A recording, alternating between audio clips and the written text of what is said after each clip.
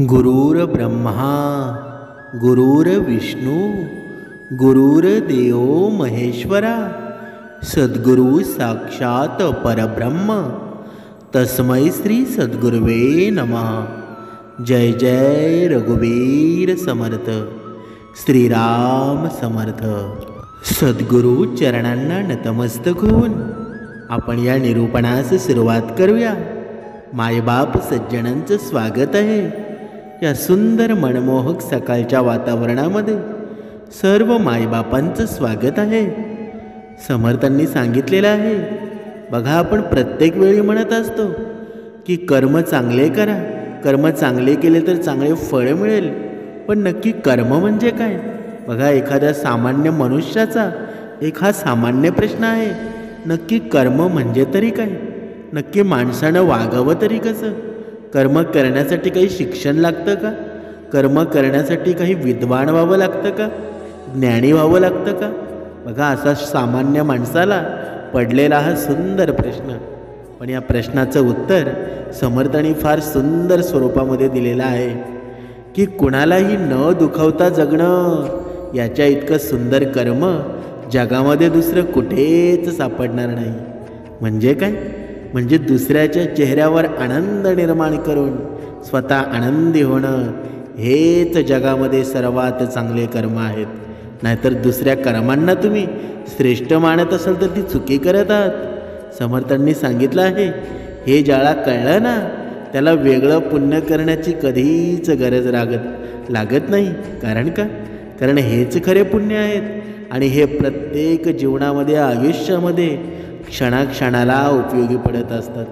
म्हणून समर्थांनी सांगितलेलं आहे की आपलं घर कसं असावं। बघा, घरामध्ये कुणावरही रागवू नये, चिडू नका, मोठमोठ्याने बोलू नका, मन शांत ठेवा, विचार करा आणि नंतर अंमलबजावणी करा। कारण तो त्रास होणार आहे ना, तो तुम्हालाच होणार आहे। आणि जर तुम्ही व्यवस्थित तुमचं कर्म असतील, व्यवस्थित तुमच्या मनावर तुमचा ताबा असेल तर ते सुखसुद्धा तुम्हालाच मिळणार आहे, मन शांतीसुद्धा तुम्हालाच मिळणार आहे। म्हणून आपले विचार असतात, आचार असतात, ही घराची आखणीच आहे ना। जर आपले विचार जर चांगले असतील ना तर बघा, घरामध्ये सुद्धा पॉझिटिव्ह ऊर्जा निर्माण होत असते। असं वाटतं की परमेश्वर आपल्या घरामध्ये वास करतो, आपल्या घरामध्ये परमेश्वर आहे असं आपल्याला वेळोवेळेला वाटत असतं। पण त्याच्या उलट जर आपल्या घरामध्ये आपले विचार, आपले आचार चांगले नसतील ना तर बघा, आपलं घर आपल्याला खायला धावतं। म्हणजेच काय? म्हणजे घरातून निगेटिव्ह ऊर्जा निर्माण होते। असं वाटतं घरामध्ये बघा वेगवेगळ्या अशा वाईट वृत्ती बघा नकारात्मक राहिलेल्या आहेत। आणि ह्या वाईट वृत्ती जातील कधी? जेव्हा आपले विचार आचार श्रेष्ठ होतील तेव्हाच जातील ना। आणि हे विचार आचार श्रेष्ठ होतील कधी? तेव्हाच होतील की आपल्याला श्रवण निर्माण होईल, आपल्या जीवनामध्ये उपासना निर्माण होईल, आपल्या जीवनामध्ये बघा परमार्थिक क्षेत्र निर्माण होईल। आणि हे आहे कुठे? या भक्तिमार्गामध्येच आहे ना। समर्थांनी जो भक्तिमार्ग आपल्याला सांगितला आहे त्याच्यामध्येच आहे ना। आपण म्हणतो की दर वेळेला उपासना, भक्तिमार्ग, परमार्थिक श्रवण हे नक्की आहे तरी काय? समर्थांनी सांगितलेलं आहे, हे पुन्हा पुन्हा सांगण्याचं कारण हेच आहे की या मनाला, या अंतरात्म्याला या उपासनेची उपासनेची बघा आवड लागेल ना, तेव्हा बघा तुमचं जीवन एवढं सुंदर होऊन जाईल की तुमच्या जीवनामध्ये बघा दुःखाचं सावट निघून जाईल। समर्थांनी पुढे सांगितलेलं आहे की या जीवनामध्ये, माणसाच्या संसारामध्ये, या विश्वामध्ये दोन प्रकारची घरं असतात। एक बाह्यरूपी घर आणि एक अंतररूपी घर। या अंतर्यामी रूपी घराला बघा मनुष्य चालवत असतो, पण कधीकधी तो अंतररूपी घर असतो ना तो कुणाला लवकर दिसत नाही। पण बाह्यरूपी घर असतो, ज्या घरामध्ये आपण राहतो त्या घराला काय हवं असतं? बघा, ज्या घरामध्ये आपण राहतो अगोदर घर बांधण्यासाठी पाया हवा असतो, तो पाया बांधल्यानंतर घराच्या भिंती हव्या असतात, नंतर भिंतींनंतर छत हवं असतं बघा।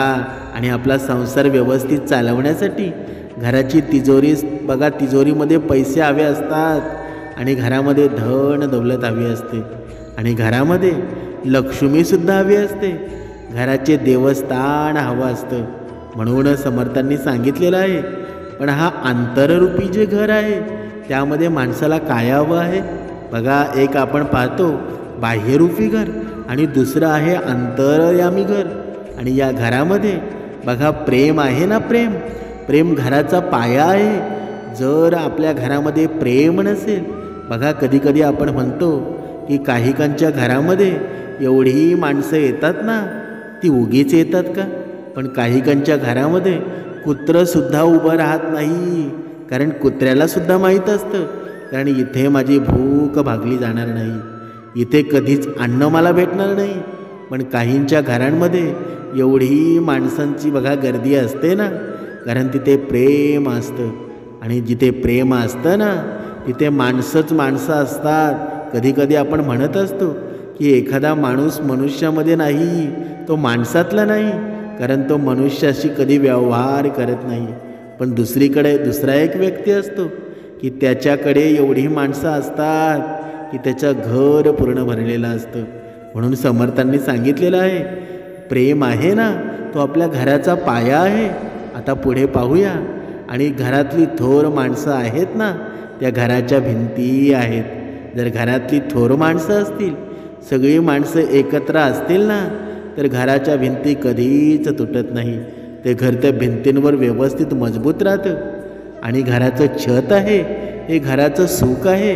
हे सुख आहे ना, हे आपल्या घराचं छत आहे. ज्या प्रकारे आपलं घर आनंदाने राहतं, आनंदामध्ये किती जरी पाऊस वरून आला तरी ते छत असतं ना बघा, त्या पावसाळा आतमध्ये येऊन देत नाही. कारण का, कारण ते घराचं सुख असतं. माणुसकी असते ना, ती घराची तिजोरी असते.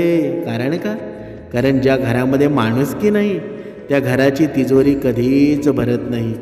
म्हणून समर्थांनी सांगितलेले आहे की जर आपली तिजोरी भरायची असेल, जर आपली तिजोरी जास्तीत जास्त करायची असेल तर माणुसकी खूप महत्त्वाची आहे. ज्या घरामध्ये माणुसकी नसते ना तिथे देवसुद्धा राहत नाही, लक्ष्मीसुद्धा नांदत नाही. आणि गोड शब्द असतात ना, ती घराची धन दौलत असते. दोन शब्द असतात बघा, आपल्याला अचानक कोणीतरी माणूस भेटतो, वाटसरू भेटतो. आणि जेव्हा तो रस्त्याने चालत असतो तेव्हा आपल्याला विचारतो की दादा मला पाणी द्या, मला तहान लागलेली आहे. आणि लगेच आपण त्यांना पाणीसुद्धा देतो. आणि आपल्या घरामध्ये काही थोडंफार नाश्ता असेल ते सुद्धा देतो. तेव्हा त्याला किती आनंद निर्माण होतो. तो लगेच पुढे गेल्यानंतर लगेच दुसऱ्या व्यक्तीकडं लगेच विचारणा करतो की तो माणूस आहे ना, तो खूप गोड आहे, खूप सुंदर आहे, त्याच्याकडे मी पाणी मागितलं पण त्याने मला पाण्यासहित मला जेवणसुद्धा दिलं. आणि जिथे दान धर्म होतो ना तिथेच धन दौलत टिकत असते. म्हणून समर्थांनी सांगितलेलं आहे आपल्या आयुष्यामध्ये तुमच्या ऐपतीप्रमाणे दानधर्म करावा. कारण जेव्हा दान धर्म जास्तीत जास्त केला जातो ना तिथे बघा धनाचा साठा, धन घेण्याचे मार्गसुद्धा जास्त होतात. बघा पुढे समर्थांनी सांगितलेले आहे की शांतता आहे ना, ती घरातील खरी लक्ष्मी आहे. जिथे शांतता असते बघा, समर्थांनी वेळोवेळेला आपल्याला उपासना करायला का सांगितली आहे, ती सुद्धा ब्रह्ममुहूर्तावर. कारण तेव्हा शांतता असते, सर्व जग झोपलेलं असतं. आणि जेव्हा सर्व जग झोपतं ना तेव्हाच उपासना करायची असते. कारण का, कारण तो वारा असतो, ती हवा असते, ती स्वर्गातून येत असते. असं म्हणतात 3:40 बघा ज्या हवेची सुरुवात होते ना ती बघा, ती स्वर्गातून निर्माण होणारी हवा असते. आणि खरंच बघू शकता तुम्ही, कधीतरी ब्रह्ममुहूर्तावर उठून बघा, जेव्हा त्या हवेची बघा चालना असते, एकदम थंड हवा असते, एकदम गारवा तिच्यामध्ये असतो. जणू काही बघा देव लोकांकडून स्वर्गातून ती हवा येत आहे असं मनाला वाटून जातं. आणि तेव्हाची उपासना आहे ना ती सर्वात श्रेष्ठसुद्धा मानली जाते. म्हणून समर्थांनी सांगितलेलं आहे की शांतता आहे ना ती आपल्या घरामध्ये लक्ष्मी निर्माण करत असते. आणि आपला आत्मविश्वास असतो हे घराचं देवस्थानच आहे. बघा, कधीकधी आपण भक्तिमार्गामध्ये एवढे गुंतून जातो, पण कधीकधी एखादा आपल्याला निरर्थकपणे वाईट बोलणारा व्यक्ती भेटतो. तो आपल्या परमेश्वराबद्दल, आपल्या बघा श्रवणाबद्दल विचारत असतो, आपल्याला बोलत असतो की तू इथे इथे या भक्तिमार्गामध्ये जातोस, पण ते चांगलं नाही, तू ते सोडून दे. पण काही माणसं असतात, त्यांच्यावर विश्वास ठेवून अर्धंगी सोडून जातात, अर्धंगी भक्तिमार्ग सोडून जातात. पण ज्याच्यामध्ये आत्मविश्वास असतो की नाही, मी देवाचा आणि देव माझा, असा आत्मविश्वास जर तुमच्यामध्ये असेल ना, तर तुम्हाला कोणीही किती सांगितलं ना की हा देव तसा आहे, तो तसा आहे, तर त्यावर तुम्ही कधीच विश्वास ठेवणार नाही. आपल्याला सुख कुठे मिळतं हे मनुष्याने पाहावं. बघा, कधीकधी आपल्याला झोपेच्या गोळ्या घेऊनसुद्धा झोप लागत नाही, पण जेव्हा आपण 2-2.5 तास या भक्तिमार्गामध्ये श्रवणाला बसतो, बघा कुठून झोप येते की परमेश्वरच झोप पाठवत असतो. नक्की बघा, कधीतरी विचार करा. नाहीतर आपण गोळ्या घेऊनसुद्धा आपल्याला झोप मात्र येत नाही. म्हणून समर्थांनी पुढे सांगितलेलं आहे, पैसा आहे ना, पैसा बघा, हा कलियुग आहे, पूर्ण पैशावर चालू आहे. पण समर्थांनी अतिशय सुंदर सांगितलेलं आहे, पैसा आहे ना, हा घराचा पाहुणा आहे आणि त्याला पाहुण्यासारखंच वागवावं. पण मनुष्य काय करतो की पैशाला पाहुणा कधीच म्हणत नाही, पैशाला सर्वस्व मानतो. आणि जेव्हा पैशाला सर्वस्व मानायला जातो ना, तेव्हा तो स्वतः पैसा होऊन जातो. आणि जेव्हा पैशाला बघा आग लागली जाते, तेव्हा त्याची राख रांगोळीच होते ना. मग तो पैसा असो किंवा कागद असतो, तो कागदाप्रमाणेच असतो ना. म्हणून समर्थांनी सांगितलेलं आहे, पैसा हा घराचा पाहुणा आहे, तो कधी येईल कधी जाईल सांगता येत नाही. म्हणून त्याला पाहुण्यासारखं ठेवावं. अहंकार निर्माण करून देऊ नका, कारण जिथे लोभ निर्माण होतो ना, तिथे सर्वनाश होत असतो. आणि गर्विष्ठपणा आहे, हा घराचा वैरी आहे. म्हणून या वैऱ्याला कधीच घरामध्ये प्रवेश देऊ नका. जेव्हा गर्विष्ठपणा तुमच्यामध्ये निर्माण होतो, तेव्हा तुमच्या घरामध्ये हा गर्विष्ठपणा येतो ना, तेव्हा हा घराचा पाहुणा पैसासुद्धा ॲटोमॅटिक निघून जातो. बघा, तत्पर निघून जातो, लक्ष्मीसुद्धा निघून जाते. म्हणून हा गर्विष्ठपणा आपल्या घरामध्ये ठेवायचा की नाही ते प्रत्येकानं ठरवावं. पुढे समर्थांनी सांगितलेलं आहे, अहंकार असतो ना, हा घराचा विनाश आहे. म्हणजेच काय, बघा, हा सर्वात शेवटचा हा पाहुणा आहे, हा अहंकार. आणि हा अहंकार पाहुणा जेव्हा घरामध्ये येतो, तेव्हा तुमच्याकडे कितीही धन असो, कितीही समाधान असो, कितीही लक्ष्मी तुमच्या घरामध्ये लोळत असो, जिथे अहंकार येतो ना, तिथे हे सर्व काही निघून जातात. म्हणून अहंकार जीवनामध्ये नाहीसा करायचा असेल तर समर्थांनी काय सांगितलं आहे की 2 वेळची उपासना, मौन धारण करा. आणि जेव्हा 2 वेळची उपासना होईल ना, तेव्हा तुमच्या जीवनातून अहंकारसुद्धा निघून जाईल. या विश्वाचं हे रूप पाहून कधीकधी मनामध्ये एक विचार येतो, हा माणूस असा वागतो तरी कसा? कारण हा अहंकार नक्की निर्माण होतो तरी कसा? कारण देवांचे देव महादेव असतानासुद्धा त्यांना अहंकार होता का? पण मनुष्याकडं काहीच नसताना हा अहंकार नक्की येतो तरी कुठून? कधीतरी मनुष्याने याचा विचार करायला हवा. कारण जोपर्यंत आपण विचार करत नाही ना, तोपर्यंत आपला अहंकार निघून जाईल का? कधीच जाणार नाही. आपण म्हणतो मी उपासना करतो, दान धर्म करतो, तरीही सुद्धा माझ्या जीवनामध्ये बघा बदल होत नाही. पण जोपर्यंत अहंकार आहे तोपर्यंत कोणतीही ऊर्जा तुमच्यामध्ये निर्माण होणार नाही.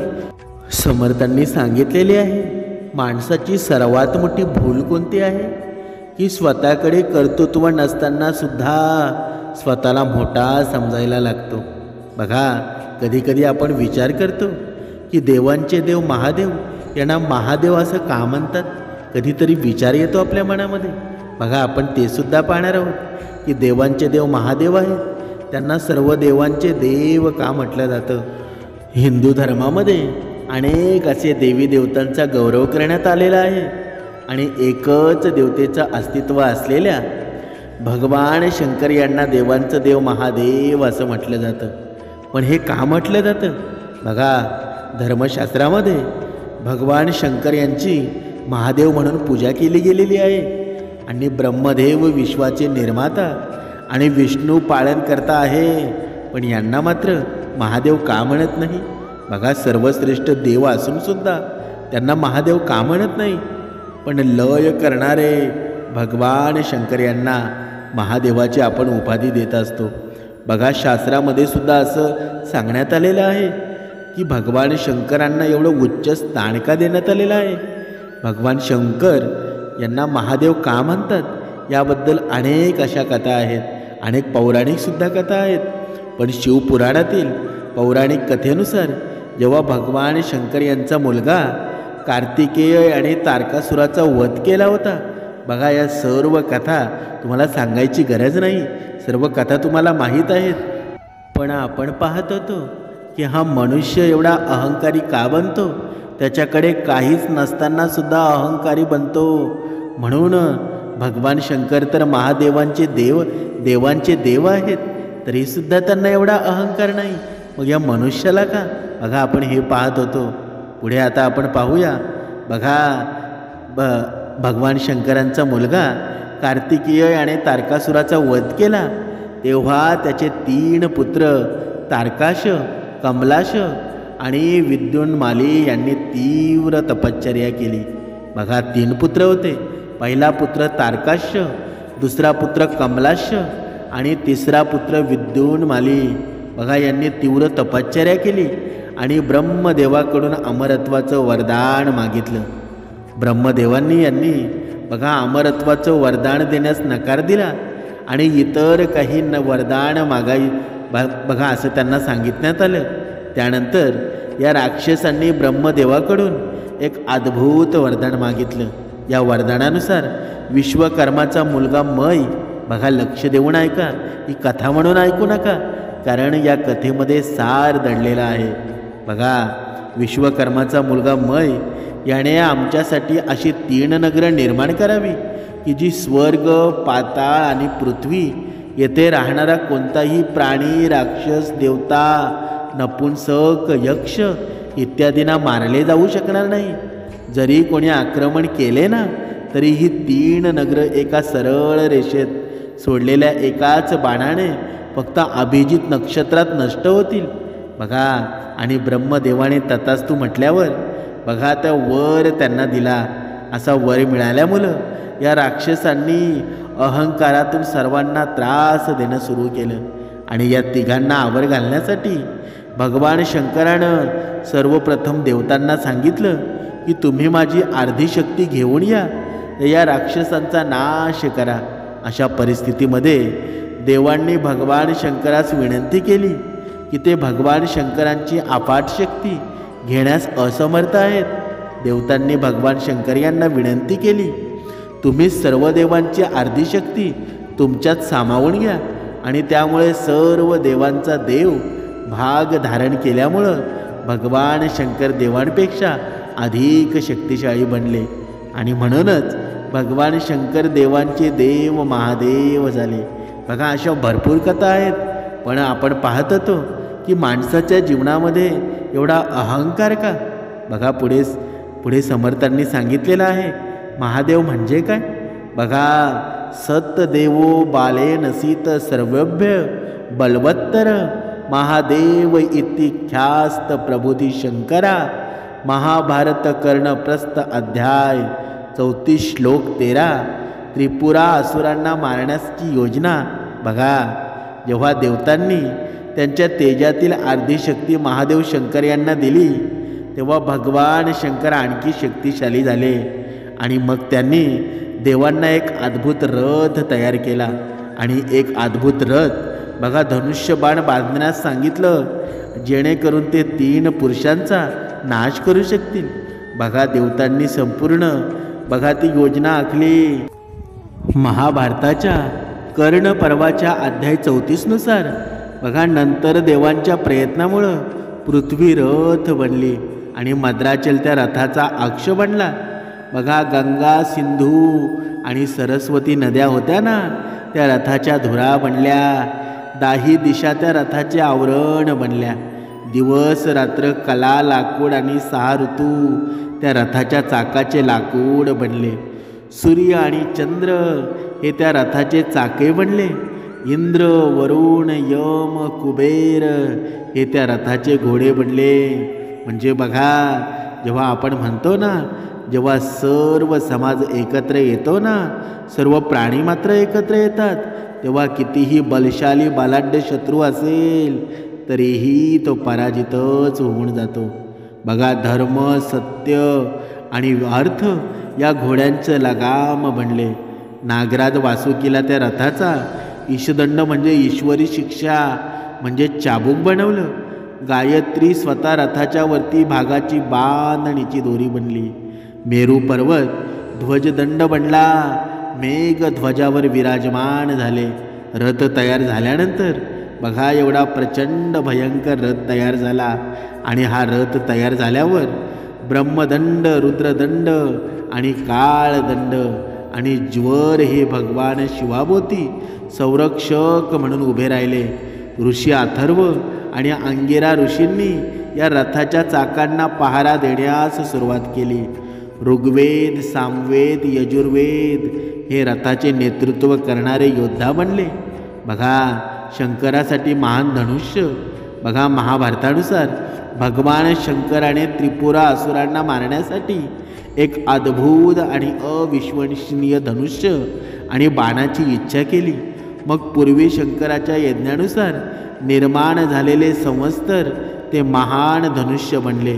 सावित्री त्या धनुष्याचा प्रत्यंचा बनली. काही ग्रंथानुसार नागराज वासुकी त्या धनुष्याचा प्रत्यंच बनले होते.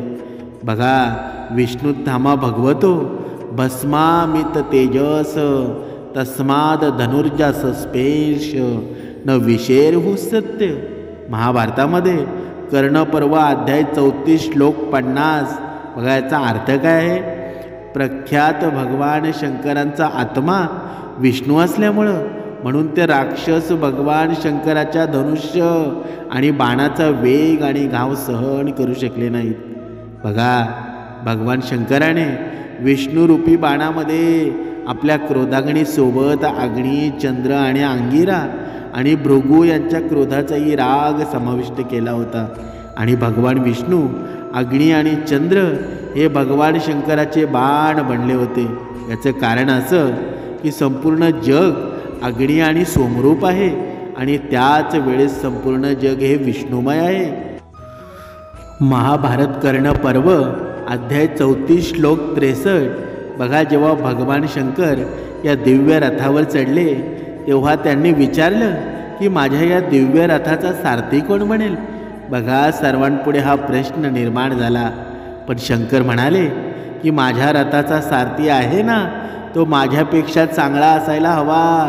यानंतर देवतांच्या विनंतीवरून पितामह ब्रह्मदेव हे भगवान शंकर शंकरांच्या रथाचे सारथी बनले.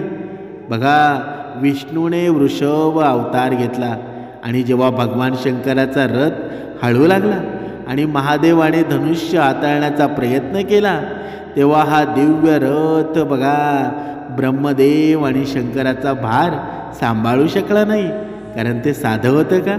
बघा, महादेवांचे देव महादेव आणि ब्रह्मदेवांचा भार बघा तो रथ सांभाळू शकला नाही. मग भगवान विष्णू बाणाच्या एका भागातून बाहेर आले आणि वृषभाचे भार बघा ते रूप धारण करून रथ उचलण्याचं काम सुरू केलं. बघा, त्रिपुराची एकत्र बैठक आणि त्रिपुराच्या 3 असुरांना वरदान मिळाल्याप्रमाणे जेव्हा त्यांची 3 शहरे एका नक्षत्रात 1000 वर्षानंतर एके रेषेमध्ये उभी राहतील आणि 3 शहरं एकाच बाणाने नष्ट केली जाऊ शकतील, तेव्हाच हे असुर आणि 3 शहरं संपुष्टामध्ये येतील.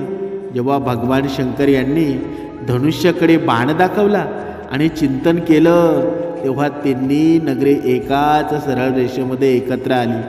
बघा, आणि तेव्हा 3 नगरे एका पाठोपाठ येताच भगवान शंकराने तो अद्भुत बाण सोडला आणि तिन्ही शहरं एकत्र जळून खाक झाली. त्यात राहणारे सर्व आसुर संपले. त्रिपुरा असुरांचा नाश झाल्यामुळं भगवान शिव त्रिपुरारी आणि त्रिपुरंतक महादेव या नावाने जगामध्ये प्रसिद्ध झाले.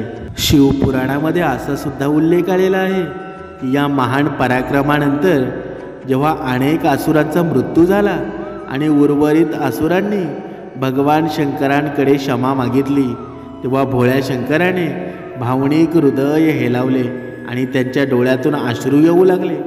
आणि जेव्हा भगवान शंकरांच्या डोळ्यातून अश्रू पडले, त्या ठिकाणी वृक्ष उगवला आणि त्याचं नाव दिलं रुद्राक्ष. आणि भगवान शंकराने उर्वरित असुरांना क्षमा केली आणि त्यांना त्यांच्या शिवगणामध्ये समाविष्ट केलं. बघा, अशा प्रकारच्या अनेक कथा सांगितलेल्या जातात. म्हणून कधीकधी आपण म्हणतो की बघा, भगवान भोलेनाथांचे भक्त असतात. भगवान भोलेनाथसुद्धा रुद्राक्ष का धारण करतात, तर त्याचं हेच कारण आहे. या गोष्टी आपल्याला माहीत असाव्यात म्हणून सांगण्यात आलेल्या आहेत. म्हणून समर्थांनी सांगितलेलं आहे की बघा, देवांचा देव महादेव असूनसुद्धा त्यांना एवढा गर्व नव्हता, एवढा अहंकार नव्हता. पण या मनुष्याच्या जीवनामध्ये हा अहंकार का निर्माण होतो, त्याचं कारण तरी काय? म्हणून समर्थांनी सांगितलेलं आहे की बघा, आपण असं म्हणतो जिथे असतील शीत तिथे जमतील भूत. पण ही शीत म्हणजे कोण?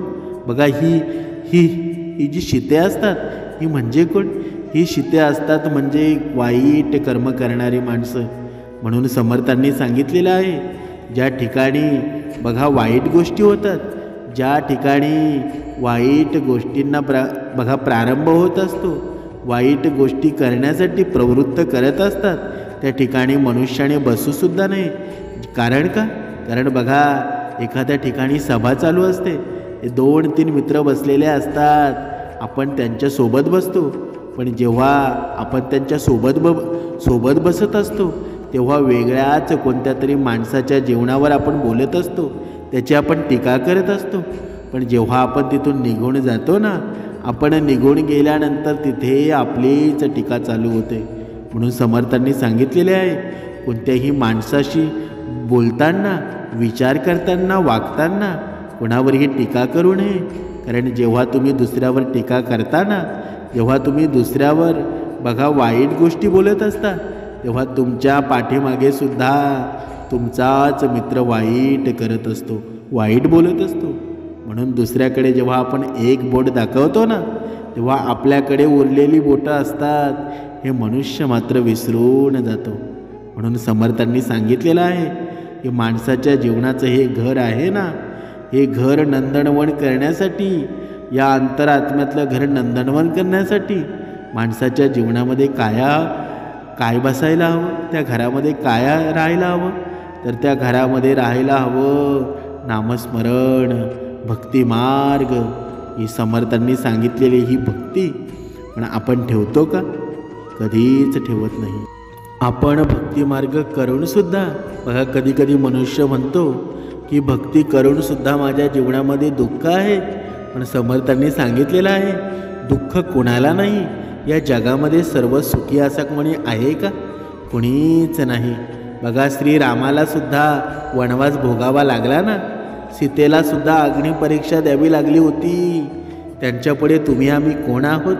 कधीतरी विचार करा. जोपर्यंत आपण विचार करत नाही ना, तोपर्यंत आपली अधोगतीसुद्धा बघा चांगल्या मार्गावर सुद्धा आपण येणार नाहीत. कारण का? जसं धुक्यामागे सुंदर निसर्ग असतो ना, तसंच धुक्यामागे सुखसुद्धा असतं. ते दिसायला थोडा उशीर लागतो, पण एवढंच, पण उशिरा मिळालेलं फळ असतं ना, ते नेहमीच गोड असतं. म्हणून लक्षात घ्या, देवावर श्रद्धा, विश्वास आणि जर प्रेम जर असेल ना, तर देव तुम्हाला कधीच एकटं सोडणार नाही, कधीच एकटं टाकणार नाही. म्हणून वर विश्वास ठेवायचा असेल ना, तर परमेश्वरावर ठेवा. कारण घमेंड अहंकार आहे ना, त्या ठिकाणी नम्रता कधीच टिकत नाही. आणि जिथे नम्रता टिकत नाही त्या ठिकाणी प्रसन्नतासुद्धा टिकत नाही. आणि प्रसन्नतेशिवाय बुद्धीची एकाग्रतासुद्धा चालत नाही. आणि जिथे बुद्धी चालत नाही ना, तिथे लक्ष्मी नांदेल का? तिथे समाधान नांदेल का?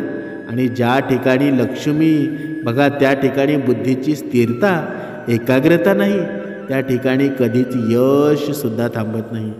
म्हणून समर्थांनी सांगितलेलं आहे, जोपर्यंत तुमच्या जीवनामधून अहंकार जात नाहीत ना, तोपर्यंत तुम्ही किती श्रीमंत झाला, कितीही धनवान झाला, तुमच्यासाठी शून्य आहे. कारण या जीवनामध्ये, या कलियुगामध्ये पैसा कोण कमवत नाही. किती पैसा कमवला म्हणजे तुम्ही श्रीमंत समजाल, असं काहीच नाही. तुमच्या जीवनामध्ये जर तुमचे विचार, आचार, राहणीमध्ये जर सुंदर असेल ना, तर तुमच्या जीवनामध्ये सुख निर्माण झाल्याशिवाय राहणार नाही. म्हणून समर्थांनी सांगितलेलं आहे, जीवनात 2च वाक्य लक्षात ठेवा. मनाप्रमाणे झालं ना तर ईश्वराची कृपा समजा, आणि मनाविरुद्ध झालं तर ईश्वराची इच्छा समजा. दोन्हीमध्ये तुम्हाला समाधान मिळेल. आणि जिथे समाधान प्राप्त होतं त्यामध्ये जीवनाचं सार असतं. आणि जे सार असतं ना, हाच तर खऱ्या जीवनाचा पाया आहे. जिथे सार आणि समाधान निर्माण होतं ना, तो मनुष्य सुखी झाल्याशिवाय कधीच राहत नाही. तो सुखीच असतो. जरी त्याच्या जीवनामध्ये दुःख जरी आलं ना, तर ते दुःख पेलण्याचं सामर्थ्य भगवंत त्याला देत असतो. म्हणून भिवू नकोस, मी तुझ्या पाठीशी आहे. जय जय रघुवीर समर्थ.